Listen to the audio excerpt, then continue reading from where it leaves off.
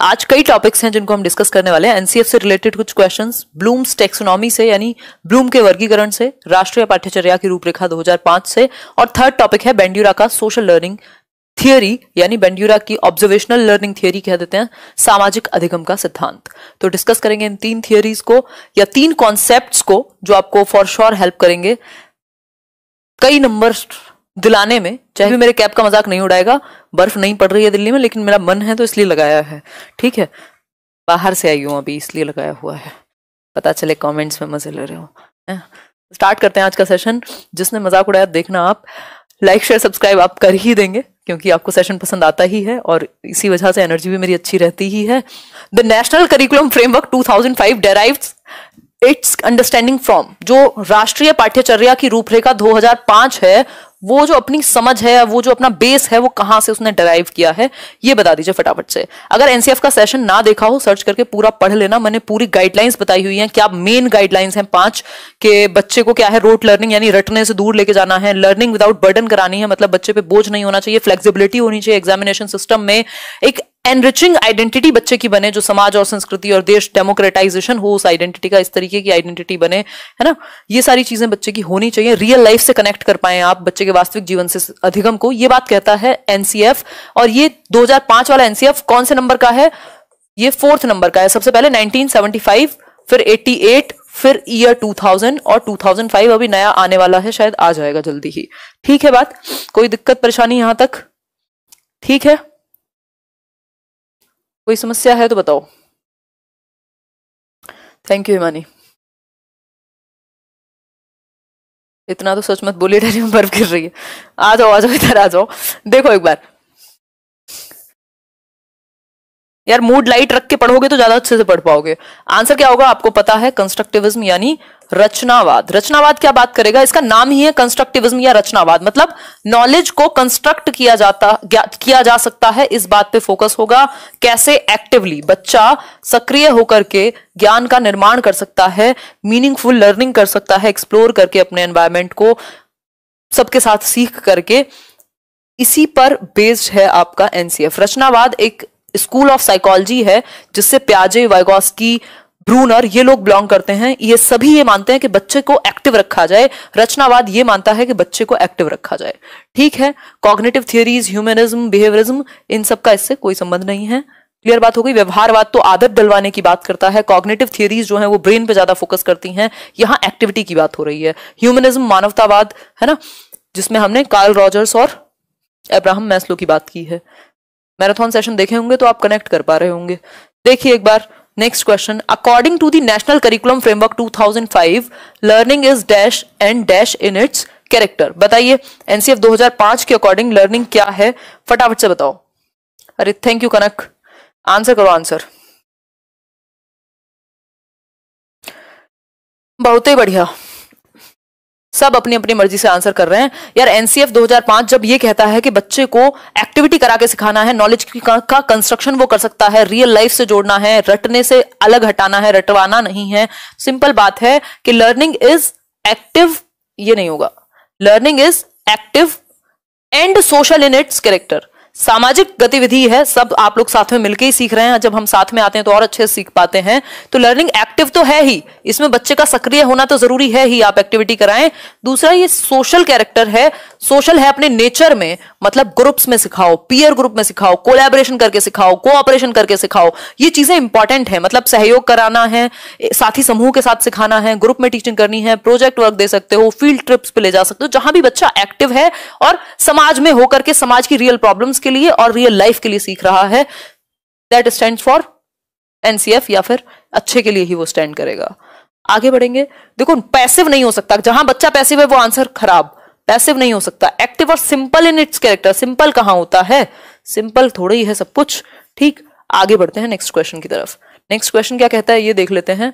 Question number 3 says according to NCF 2005 the role of a teacher has to be, यानी NCF 2005 के according एक शिक्षक की जो भूमिका है वो क्या है, बताइए। परमिसिव है, फैसिलिटेटिव है, अथॉरिटेटिव है, डिक्टेटोरियल है, मतलब डिक्टेटरशिप, तानाशाह है, बताइए एक बार, जवाब दीजिए। जवाब सुविधादाता, बिल्कुल, ये अलग अलग फॉर्म में ये क्वेश्चन पूछा जा सकता है। आपको मानना है कि जो एनसीएफ है वो किस पे बेस्ड है, कंस्ट्रक्टिविज्म यानी रचनावाद पे, कि बच्चा रचना कर सकता है। कंस्ट्रक्टिविज्म को ही बिलोंग करते हैं पियाजे, वाइगोस्की और जेरोम ब्रूनर। फैसिलिटेटिव यानी सुविधादाता है, स्टेज सेटर है, बच्चा सीख लेगा, आप उसको मौका दीजिए, आप उसके लिए फैसिलिटीज या फैसिलिटेटिव एनवायरनमेंट बनाइए जहां आप उसके सपोर्ट के लिए तैयार हो, बट उसको हैंड होल्डिंग ना कर रहे हो। ठीक है, तो कह सकते हैं कि आप जो उसको मौका दे सीखने का, सुविधा दाता हो। परमिसिव होता है कोई कुछ भी कहता रहे, टीचर ही बैठ करके बच्चों से डांट खा रहा है, उल्टा हो जाएगा। अथॉरिटेटिव मतलब डंडा हाथ में, अधिनायकवादी भी सेम ही है, तो इनको नेगेटिव मानते हैं। डेमोक्रेटिक माहौल होना चाहिए, और डेमोक्रेटिक माहौल के लिए फैसिलिटेशन जरूरी है, सिर्फ सुविधादाता का काम करे बच्चा, लर्निंग अपने आप होती रहेगी अलग अलग ग्रुप्स और एक्टिविटीज के थ्रू। देखिए एक बार, role of a teacher in a class is to, यानी एक शिक्षक का क्या रोल है, क्या भूमिका है कक्षा के अंदर। फटाफट से ऑप्शन चेक कीजिए और आंसर कीजिए, जल्दी बताओ। ऐनक कहां गया मैम, भिजवा दिए हैं यार, इतना सेटअप हो जाता है, ये भी लगाएं, ये भी लगाएं, ऐनक भी लगाएं, हैं? आंसर कीजिए। खैर कहे हैं तो लगा ही लेते हैं। देखिए, एक शिक्षक की भूमिका बता दीजिए क्लास के अंदर, फटाफट से आंसर करो। बच्चों को भर दे ज्ञान से वो शिक्षक, फॉलो जो टाइम टेबल को स्ट्रिक्टली फॉलो कराए, है ना, transmit knowledge in a straight fashion and prepare students for right answers, बिल्कुल सही आंसर देना चाहिए बच्चों को, और बिल्कुल जो नॉलेज है उसको भर दे स्ट्रेट फैशन में। फिर है provide authentic learning situations and facilitate independent thinking in students. It is important, it is important. क्यों? क्योंकि क्या करे, एक तो ऑथेंटिक लर्निंग, जो स्थायी और विश्वसनीय अधिगम है, सोर्सेज हैं, सिचुएशंस हैं, उनको अवेलेबल कराए, और इंडिपेंडेंट थिंकिंग, आपकी भी थिंकिंग जागृत हो सके। ऐसा नहीं है सिर्फ आपको आंसर बता दिया काम खत्म हो गया, आपका भी थॉट उस पर जागृत हो सके, आप समझ सकें प्रॉपर चीज को, that is important.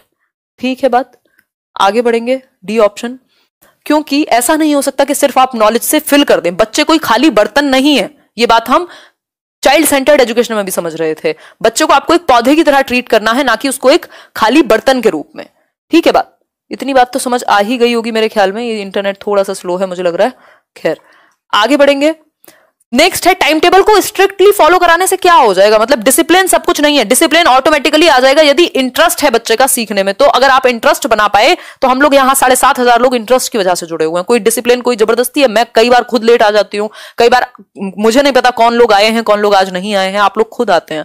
That means कि सीखने में मजा आ रहा है, जरूरी नहीं है स्ट्रिक्ट टाइम टेबल ही हो, फ्लेक्सिबिलिटी होनी चाहिए टाइम टेबल में। फिर है transmit knowledge in a straight fashion, ये नहीं है बस भर दो बच्चे में नॉलेज, नहीं होगा उससे। नॉलेज का कंस्ट्रक्शन कराना है, ऐसे मौके देने हैं जहां बच्चा स्वतंत्र रूप से सोच सके, हम थिंकिंग बीइंग्स बन सके।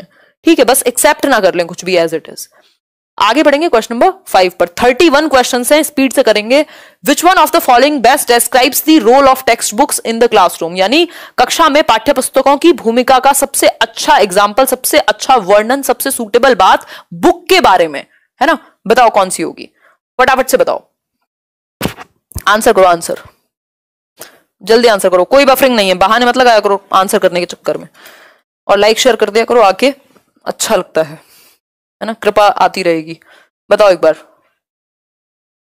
टोपा लगाने का जी किया इसलिए लगा लिए, जल्दी बताइए। 5 का डी, इनमें से कौन सी एक चीज जो है वो टेक्स्ट बुक के बारे में बेस्ट है, टेक्स्ट बुक के रोल के बारे में बेस्ट है? तो हम कह सकते हैं they are one of the resources and reference materials available in the classroom. आज शाम भी मैं स्ट्रेटेजी में यही बात कर रही थी, किताबें क्या है, एक संसाधन के रूप में है, सब कुछ नहीं है बुक्स कि टीचर को सिर्फ चैप्टर वाइज बुक्स पढ़ाते जाना है और कुछ नहीं पता हो, इससे नहीं चलेगा। बच्चों को आपको सोचने का भी मौका देना है, एक्टिविटी का भी मौका देना है, उसको विजुअल एड्स भी यूज करने हैं, ऑडियो वाले भी यूज करने हैं, दोनों तरह के भी यूज करने हैं, मतलब हर चीज का इस्तेमाल करना है। जरूरी नहीं है सिर्फ बुक्स ही सब कुछ है, सिर्फ सिलेबस खत्म कराना टीचिंग नहीं है।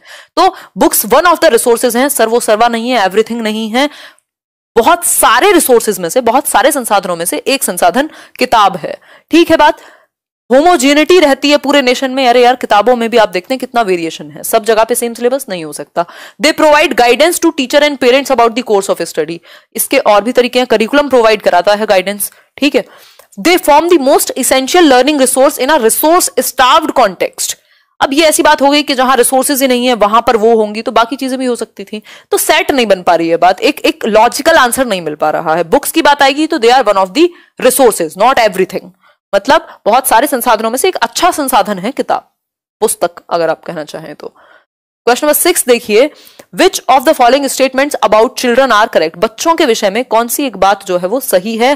पहला ऑप्शन है बच्चे क्या हैं? पैसिव रेसिपिएंट हैं, यानी निष्क्रिय ज्ञान के प्राप्तकर्ता हैं, या फिर प्रॉब्लम सॉल्वर्स हैं, या फिर साइंटिफिक इन्वेस्टिगेटर्स हैं, या फिर children are active explorers of the environment, यानी वो एक्टिव एक्सप्लोरर हैं एनवायरमेंट के।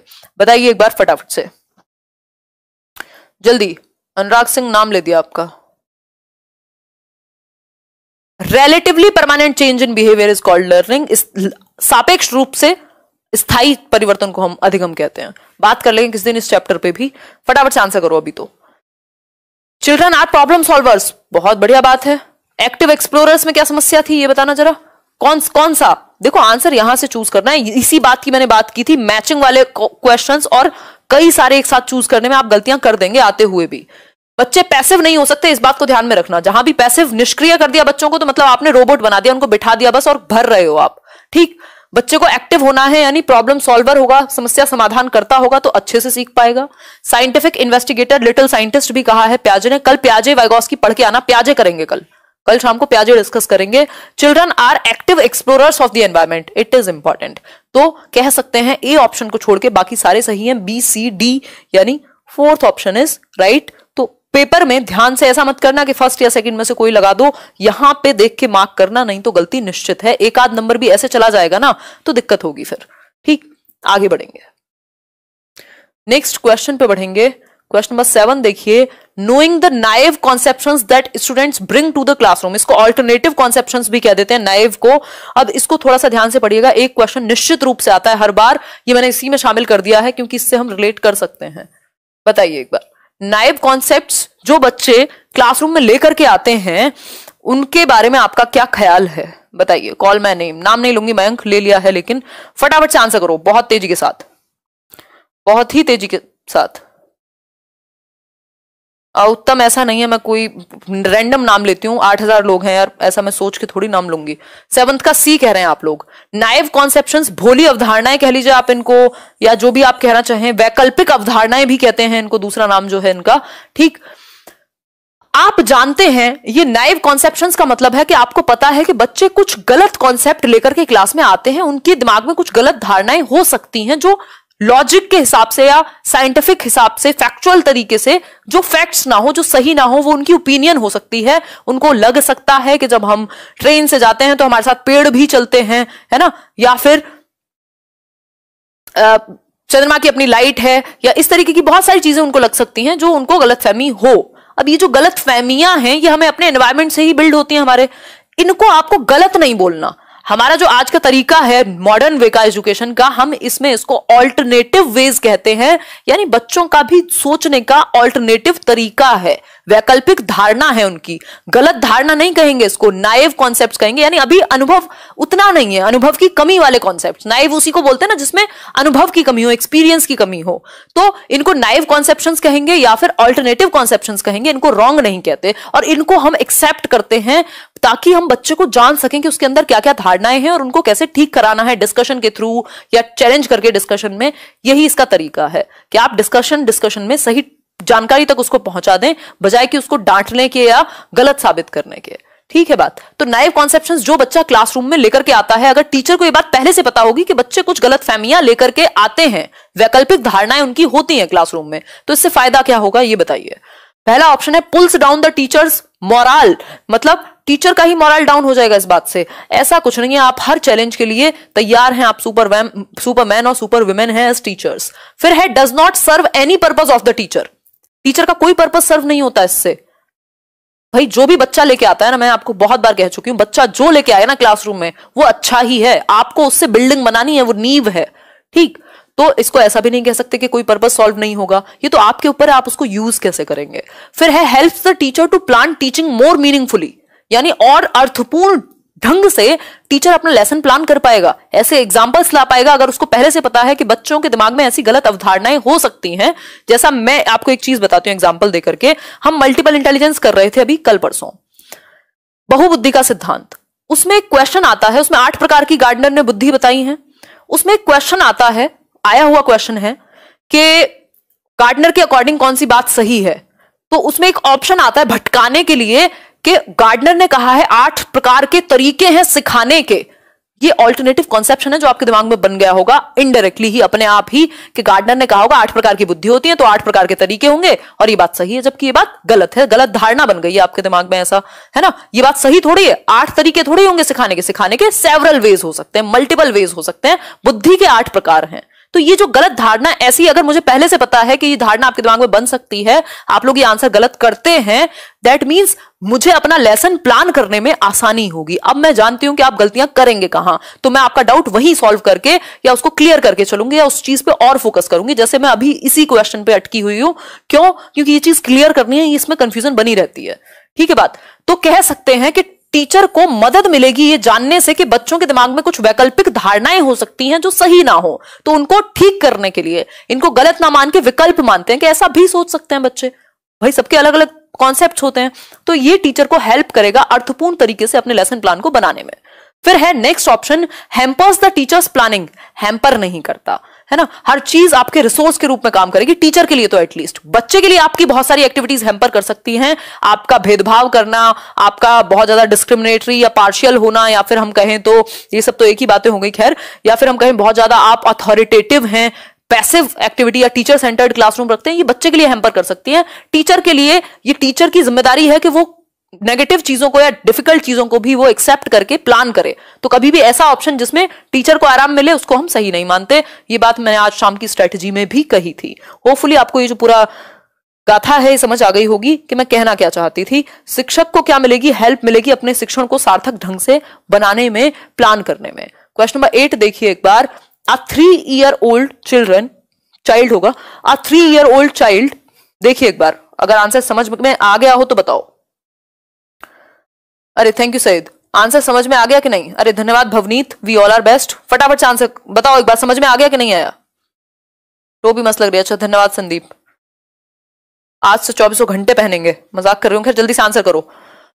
3 साल की बच्ची है जो ये कहती है कि milk is produced by a machine at the milk booth. यानी एक क्वेश्चन एक्सपीरियंस पे जरूर आता है बच्चे के अनुभव पे, कि एक 3 साल का बच्चा ये कहता है कि जो दूध है ना वो मदर डेयरी पे ही बनता होगा, यानी मिल्क बूथ पर ही बनाया जाता होगा।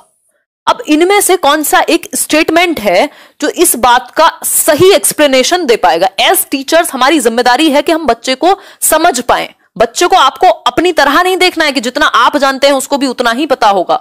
उसकी अपनी एक अलग दुनिया है, वो अपनी समझ बनाने में लगा हुआ है, तो उसको उसके तरीके से देखेंगे हम। ठीक, तो यहां पे बच्चे ने यदि ये कहा है कि 3 साल, यही खास बात है कि आपको मजाक नहीं उड़ाना होता बच्चे का, है ना, क्योंकि आपको समझना है उसको। अगर मैं बात करूं तो मिल्क जो है वो मिल्क बूथ पे बनेगा या फिर मैं कहूं मदर डेयरी पे बनेगा, ये बात 3 साल के बच्चे ने कही है। इसका मतलब क्या हो सकता है? ये जो बच्चे का आंसर है, ये जो उसका उत्तर है, ये उसके अनुभव पर बेस्ड है जो उसने दूध खरीदते वक्त लिए हैं। किससे? मिल्क बूथ से। मम्मी पापा के साथ गया होगा। या फिर the child has never seen cows. हमें क्या पता देखी है कि नहीं देखी, इसमें लॉजिक कहां है? और काउज ही देती हैं क्या दूध? भैंस भी हैं, बकरियां भी हैं। The child's family does not offer a stimulating environment to the child. जो परिवार है वो स्टिमुलेटिंग एनवायरमेंट, एक अच्छा एनवायरमेंट नहीं दे पा रहा। 3 साल के बच्चे को दुनिया दिखा दें, है हर चीज पता होगी उसे, जरूरी नहीं है। The child has very limited exposure of the world. ये कहना भी गलत होगा। 3 साल का बच्चा क्या चाह रहे हो उससे? देखो, कमियां आपको अपने सिस्टम में, अपने मेथड में ढूंढनी है और बच्चे के अनुभव को महत्व देना है। बच्चा जो भी घर से लेके आए, चाहे वो उसकी आर्थिक स्थिति हो, चाहे वो उसका अनुभव हो, चाहे वो उसका जो भी एक वंचित, अगर वो एक बैकग्राउंड से कुछ भी हो, वो आपके लिए धरोहर है। तो हम कह सकते हैं ये बच्चे के अनुभव पर बेस्ड है। जो उसने मिल्क बूथ से दूध खरीदते समय लिया था, उसको वही पता है कि हम जाते हैं मिल्क बूथ पे डब्बा लेके और वहां से दूध मिल जाता है। तो उसने अपने अनुभव के आधार पे बात बता दी। क्लियर हो गई बात? कोई समस्या परेशानी? आगे बढ़ जाएं। क्वेश्चन नंबर 9 देख लीजिए। कंस्ट्रक्टिविज्म एज अ थियोरी, यानी रचनावाद एक सिद्धांत के रूप में क्या है? बताइए एक बार फटाफट से। रचनावाद एक सिद्धांत के रूप में क्या है? शिवानी नाम ले लिया आपका, फटाफट से बताओ। सेंटा क्लॉज लग रही हूं। ये 8,800 लोग देख रहे हैं और पूरे 3,000 लोगों ने लाइक नहीं किया, सिर्फ 5700 लोगों ने लाइक किया। 3100 लोग कहां हैं? गणित देख रहे हैं? बताइए एक बार। नुपुर गुप्ता, बहुत बढ़िया। मेल चेक कर लूंगी नुपुर गुप्ता, आज मैं सोच रही थी आपके बारे में। मैं करा दूंगी आपकी सब्सक्रिप्शन, कोई दिक्कत नहीं है। देखो एक बार, कंस्ट्रक्टिविज्म एज अ थियोरी, याद है मुझे, इतनी आसानी से नहीं भूलती हूँ, बस आप लोग हैं बहुत ज्यादा संख्या में तो मैं सबको नहीं पढ़ पाती हूँ। कंस्ट्रक्टिविज्म एज अ थियोरी यानी रचनावाद जो है एक सिद्धांत के रूप में कैसा है? Emphasises on memorising information. देखो रटने की बात आज ही मैंने डिस्कस की थी स्ट्रेटेजी में, मेमोराइज, रोट लर्निंग, इन सब पे फोकस नहीं है। Emphasises on the dominant role of the teacher, यानी फोकस करेगा डोमिनेंस नहीं दिखानी है, हिटलर नहीं है आप, ठीक। Focuses on the role of imitation, नकल करने के रोल पे, जी नहीं, तीनों ही ऑप्शन हट गए, फोर्थ ही बचा है, ऐसे भी चेक करोगे हैं। Emphasises the role of the learner in constructing, ये बहुत ही प्यारा वर्ड है, कंस्ट्रक्शन नॉलेज का, उसके अपने अनुभवों के आधार पे बच्चे का एक्टिव होना, एक्सप्लोर करना, मीनिंग मेकिंग करना, कंस्ट्रक्शन करना, ये सब बहुत अच्छी बात है, लर्निंग बाय डूइंग होगी, ठीक। बाकी के सारे ऑप्शन गलत हैं, डोमिनेंट नहीं, फैसिलिटेटिव रोल होगा, सपोर्टिव रोल होगा टीचर का, ना कि डोमिनेटिव होगा वो, ठीक है। क्लियर है बात? समझ में आया क्या? बताओ एक बार। सब क्लियर है, बहुत बढ़िया। आगे बढ़ेंगे फटाफट से। देखो 3 कॉन्सेप्ट के क्वेश्चन हैं आज, 3 कॉन्सेप्ट के मिक्स्ड क्वेश्चन है 31। देखो, teachers and students draw on one another's expertise while working on complex projects related to real world problems in classroom. शिक्षक और बच्चे एक साथ मिलकर के वास्तविक जीवन की समस्याओं या वास्तविक समस्याओं पर कुछ हल निकालने की कोशिश कर रहे हैं। इस स्थिति में ये जो एक चीज है इसको आप क्या कहोगे? बताइए। ट्रेडिशनल तरीका है, कंस्ट्रक्टिविस्ट क्लासरूम है, टीचर सेंट्रिक है, या सोशल कंस्ट्रक्टिविस्ट है? बताइए एक बार फटाफट से बताइए। भाई टीचर और बच्चे दोनों मिले हुए हैं, दैट मींस सामाजिक रचनावादी। अगर सिर्फ बच्चा एक्टिव होता कंस्ट्रक्टिविज्म भी कह सकते थे, वैसे एक ही बात है, जुड़े हुए हैं, लेकिन ये वाइगॉस्की कहते हैं सोशल कंस्ट्रक्टिविस्ट यानी सामाजिक रचनावाद, मतलब समाज के साथ आपस में घुल मिल के जब बच्चे सीख रहे हैं तो ये सामाजिक रचनात्मक दृष्टि से सही होगा। डी ऑप्शन, सिंपल आंसर, कोई दिक्कत परेशानी नहीं होनी चाहिए। आगे बढ़ जाएंगे। पियाजे क्या है? रेडिकल कंस्ट्रक्टिविस्ट हैं, वाइगॉस्की सोशल कंस्ट्रक्टिविस्ट हैं। क्वेश्चन नंबर 11 देखिए एक बार। Nowadays there is a tendency to refer the wrong concepts of children as alternative conceptions। अभी 1 घंटे कहानी गाई थी, अगर ये क्वेश्चन गलत किया ना, पानी मत पीना आज जाके 15 मिनट तक। देखो एक बार, आजकल गलत कॉन्सेप्ट्स को रॉन्ग कॉन्सेप्ट कहने की धारणा है, इसका मतलब क्या है बताइए खुद से पढ़ के। अभी समझाया था 1 मिनट तक, फटाफट से। हिंदी में लिखा हुआ है, आजकल बच्चों की गलत धारणाओं को वैकल्पिक धारणाएं कहने की एक प्रवृत्ति है, इसे क्या कहेंगे हम? बताइए। कोई डी कह रहा है, कोई ए कह रहा है, जानवी नाम ले लिया, फटाफट से आंसर करो। अरे थैंक यू ज्योति। शिवांगी सही है। Children's understanding being nuanced and their being passive, बच्चा पैसिव नहीं होता है सरकार। नेक्स्ट है recognition that children are capable of thinking and their thinking is different from that of adults. सुंदर बात है कि इस बात की पहचान है ये चीज कि बच्चे जो हैं वो सीखने की क्षमता रखते हैं, they are capable of thinking, वो भी सोच सकते हैं। पियाजे भी यही बात कहते हैं, बट उनकी जो थिंकिंग है वो डिफरेंट है अडल्ट से। पियाजे इसी बात को दूसरी भाषा में क्या कहते हैं? भाई अमाउंट तो सेम है बच्चे का, बच्चे भी बराबर ही मात्रा में सोचते हैं, बस काइंड डिफरेंट है, क्वालिटी डिफरेंट है, क्वांटिटी तो सेम ही है। समझ में आया क्या? कनेक्ट कर पा रहे हो? Using fancy terms, fancy term कुछ नहीं है ये। Adult like in their thinking, बच्चे प्रौढ़ों के समान हैं, ये कैसा पॉइंट हुआ? क्यों होंगे वो समान? वो अपने जैसे होंगे, बन जाएंगे धीरे धीरे एज के साथ, मैच्योरिटी के साथ, ठीक। तो हम कहेंगे, इस बात को हम एक्सेप्ट करते हैं कि बच्चे की वैकल्पिक धारणा है, गलत धारणा नहीं कहते। वही एग्जांपल है जो मैं अभी आपको दे रही थी कि बच्चा ट्रेन में है तो वो सोच रहा है पेड़ भी चलते हैं मेरे साथ, है ना, या मैं जहां जाता हूं ये चंदा मामा भी मेरे साथ चलते रहते हैं, ठीक। तो इस केस में अगर मैं बात करूं तो आप रॉन्ग ना कहकर के ऑल्टरनेटिव या नाइव कॉन्सेप्शंस कहते हैं। इसका एक रीजन ये है कि आप ये मानते हैं एटलीस्ट बच्चे ने सोचा तो सही, ये बात बताने में कि चंदा मामा मेरे साथ चलते हैं, उसने सोचा तो होगा, कुछ उसके दिमाग में विचार तो आया होगा, बेशक लॉजिक ना हो उसमें, प्री ऑपरेशनल थॉट कह सकते हो उसको आप। तो हम कह सकते हैं कि वो कैपेबल है थिंकिंग के अपने अनुभव के आधार पर, बट उनकी थिंकिंग अलग है अडल्ट से, तो इसलिए ऑल्टरनेट कह दिया हमने। भाई 2 लोग हैं, आप दोस्त भी हैं 2, या आप एक रिलेशन में भी हैं 2, घर में परिवार में भी बहन भाई भी हैं 2 लोगों की अलग अलग धारणा हो सकती है सेम बात को लेकर के। हो सकता है आप भगवान में विश्वास रखते हो सकता है मैं ना रखती हूं, या वाइस वर्सा। तो ये ऐसा तो नहीं है कि वो गलत है या मैं गलत हूं, पता तो आपको भी नहीं है, किसी को भी नहीं है। तो ये ऑल्टरनेटिव कॉन्सेप्शंस हो गए, मतलब ऑल्टरनेट वे है सोचने का 2 अलग लोगों का। तो उसी तरीके से हम यहां पे महत्व दे रहे हैं। होपफुली ये बात आपको समझ आई होगी। 1 नंबर फ्री का है, अगर समझ में आ जाए तो ये निश्चित रूप से एक क्वेश्चन आता ही है। आगे बढ़ेंगे। रटने का प्रयास मत कीजिएगा, अगर आप यहां आके रटेंगे तो मेरा गलत से चिल्लाने का घंटे भर कोई फायदा नहीं होगा। देखिए एक बार, children develop interest in the classroom when, बच्चों का जो है वो रुचि विकसित होती है बच्चों की कक्षा में, कब? बताइए कब विकसित होगी रुचि? अरे thank you Pramod Yadav ji. The teacher favours only good students, जो शिक्षक है वो सिर्फ अच्छे बच्चों को ही, जो अच्छे स्टूडेंट्स हैं उनको ही एक्सेप्ट करता है, फेवर करता है, उसके फेवरेट बच्चे 4 ही हैं। या फिर the teacher encourages and appreciates each student to participate, यानी शिक्षक हर बच्चे को प्रोत्साहित करता है कि वो भी गतिविधियों में भाग ले। या फिर C option, they sit in the big classrooms with friends, बच्चे जो हैं अपने दोस्तों के साथ बड़े से क्लासरूम में बैठ जाएं, इससे उनकी रुचि डेवलप होगी। या फिर दे डोंट गेट होमवर्क, जब उनको होमवर्क ही ना मिले तो रुचि बन जाएगी। बताइए एक बार। देखो आंसर इसका दोनों ही नहीं हो सकते। रुचि कब बनेगी बच्चे की? जब उसको एनकरेज किया जाएगा, प्रोत्साहित किया जाएगा, हर एक बच्चे को पार्टिसिपेट करने के लिए कहा जाएगा कि सभी आंसर करो, बताओ इसका आंसर क्या है, तब जाकर के कहानी कुछ बनेगी। 6:30 पे यही लेट्स लर्न पे ही हो रही है क्लास आपकी। देखो एक बार, वे बड़ी कक्षाओं नहीं होगा, शिक्षक प्रत्येक शिक्षार्थी को भाग लेने के लिए, भाई तुम भी पार्टिसिपेट करो ना। अच्छा जैसे मैं बताती हूँ, थोड़ा सा डिस्कस कर लेते हैं, कोई दिक्कत नहीं है।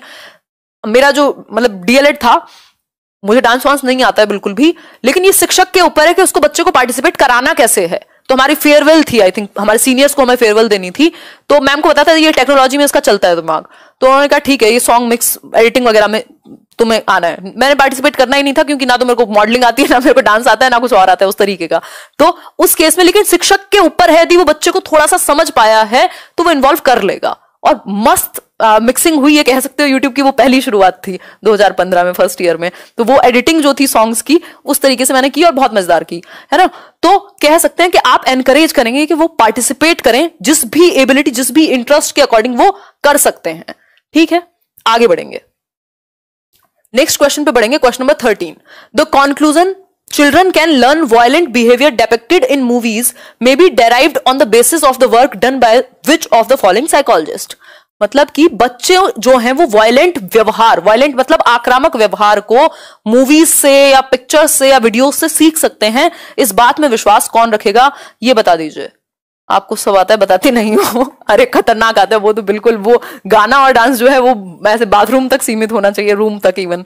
खैर ये तो एक बात अलग हुई, उन मैम से मिलवाएंगे कभी, बहुत अमेजिंग टीचर हैं। बताइए एक बार, आंसर कीजिए। सी और डी ऑप्शन, डी को लॉक किया जाए, प्रमोद यादव कह रहे हैं। अरे थैंक यू रूपाली। देखिए एक बार, अगर हम बात करें यहां तो आंसर है डी ऑप्शन, एल्बर्ट बेंड्यूरा। ये थियोरी इनकी ना देखियो, SCT कहते हैं इसको, पहले SLT कहते थे, सोशल लर्निंग थियोरी, आज के टाइम पे सोशल कॉग्निटिव थियोरी कहते हैं, सामाजिक संज्ञानात्मक विकास का, विकास नहीं सिद्धांत, सिंपल। ठीक, इसका मतलब है समाज में जो चीजें हम होते हुए देखते हैं, ऑब्जर्व करते हैं, अवलोकन करते हैं, वो हम सीख जाते हैं। वायलेंट बिहेवियर यदि कबीर सिंह में बच्चा देखेगा 15 साल का तो सीखेगा, बहुत ज्यादा चांसेस हैं कि वो भी आक्रामक चीजें सीख ले।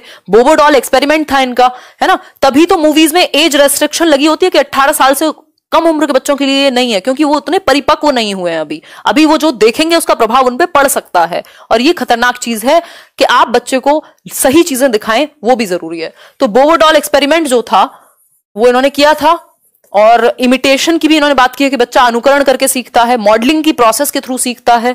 ठीक, तो आंसर हो जाएगा एल्बर्ट बेंड्यूरा, सोशल कॉग्निटिव थियोरी। चाहो तो ये पूरी थियोरीज यूट्यूब पे ही डाली हुई हैं, थोड़ी सी पुरानी है, सर्च करके पढ़ लेना, मैंने ही कराई हुई है। थियोरी का नाम डालो, हिमांशु सिंह लिखो या लेट्स लर्न लिखो, आ जाएगी।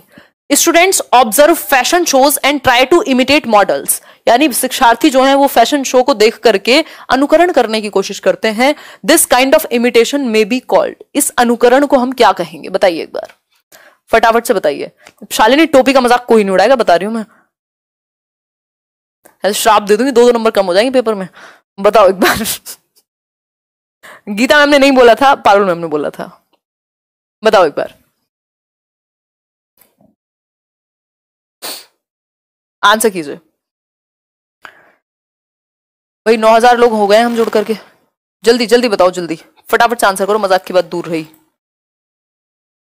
भाई वो बच्चे students observe fashion shows, fashion show देख रहे हैं मूवी पे, है ना, फैशन टीवी आता था, वो तो खतरनाक था खैर, and try to imitate models, अनुकरण कर रहे हैं मॉडल्स का, जैसे मॉडल्स चलती हैं वैसे चलने का प्रयास कर रहे हैं, ठीक है बात।